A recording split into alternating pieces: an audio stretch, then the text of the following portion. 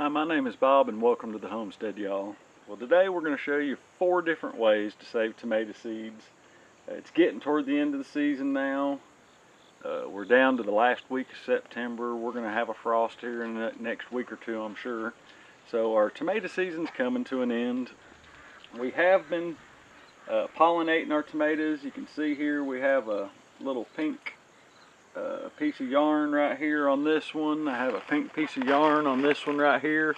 Now those are tomatoes that I've hand pollinated.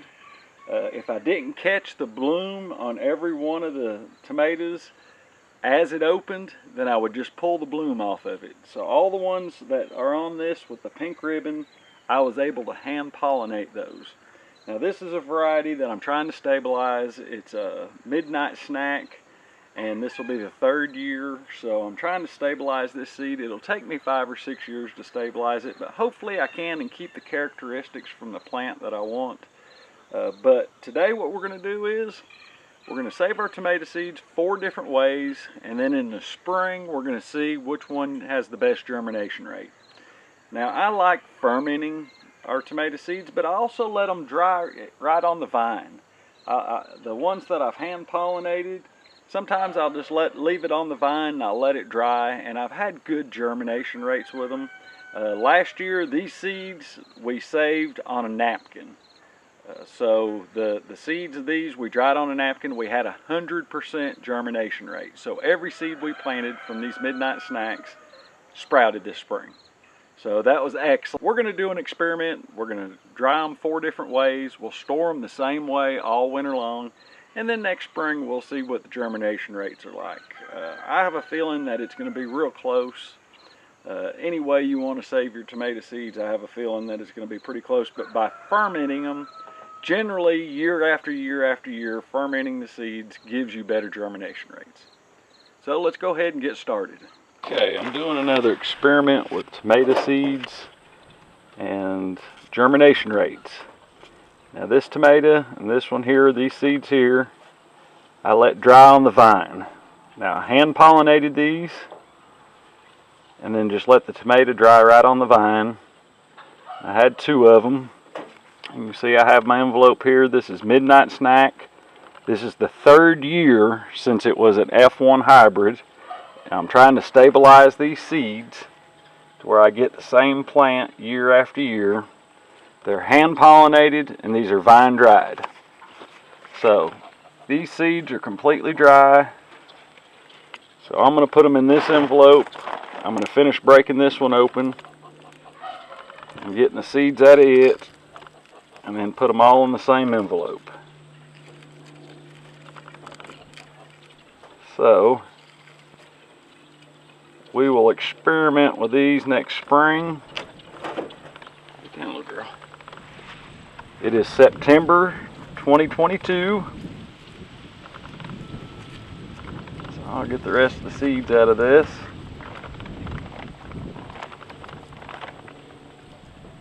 And we'll make sure they're dry. Girl, you're awful persistent today. And then what we're going to do is get the seeds out of these. These were hand pollinated, but I didn't let them dry on the vine. Now these were hand pollinated by me, and I picked the best plants, pollinate them from, the ones that had the characteristics that I wanted. So we'll see in the spring how well these germinate. Of course, you won't see this video till spring, but I just wanted to show you this today. Girl. But these are pretty much dry. I will put them in this paper envelope, and they should finish drying in there, no problem. But we'll just scoop the rest of these seeds right in there.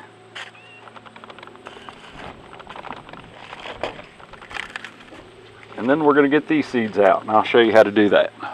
To get these seeds out, take our ripe tomatoes, and this is just a little screen, hand screen. You can get it at the dollar store. You can get them in the cooking section where all the pans and stuff are. And I just take Squeeze the tomato out.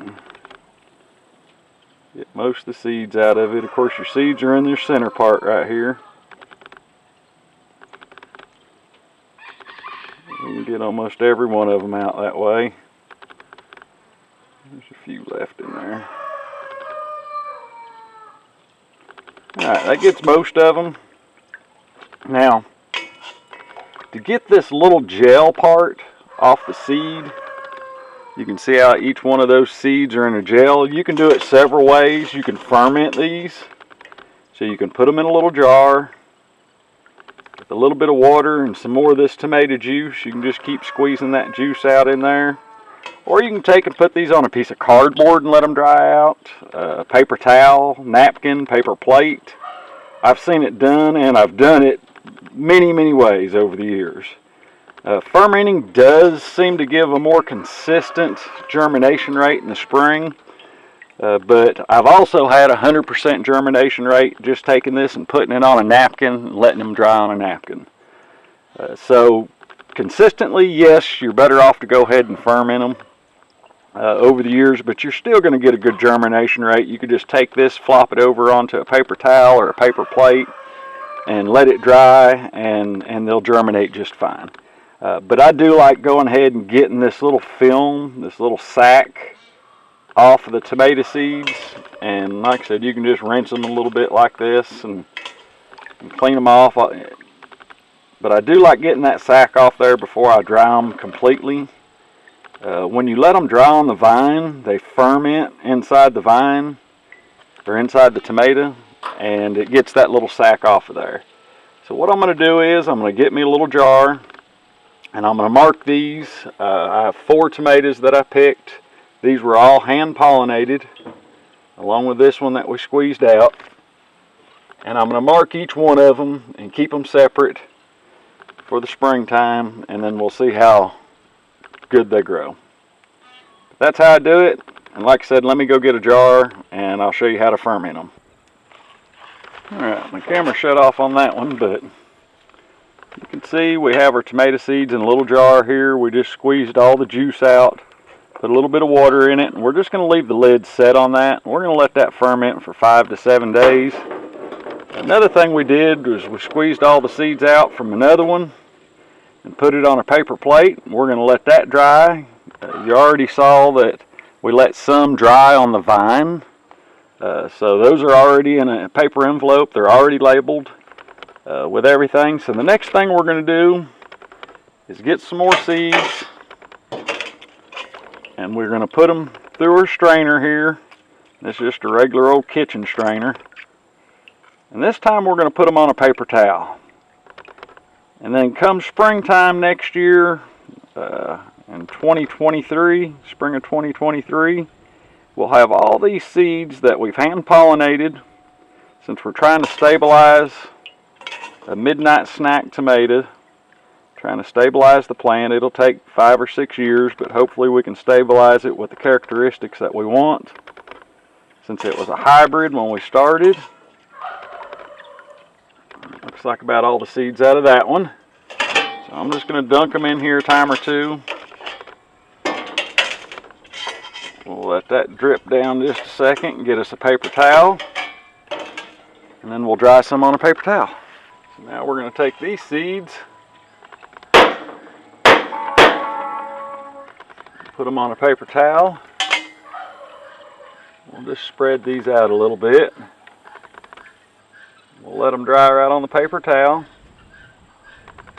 And then we'll put them in an envelope. We'll store them all the same way all winter long.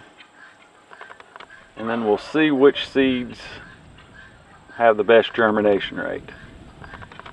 Now, I usually ferment mine or let them stay on the vine and ferment naturally. I'd rather do that like we did the first seeds. I seem to have an extremely good, this past year I had 100% germination rates from them. So I like doing that, but I just wanted to show you the different methods from putting them on a paper plate, letting them dry on the vine, put them on a paper towel, and fermenting the seeds.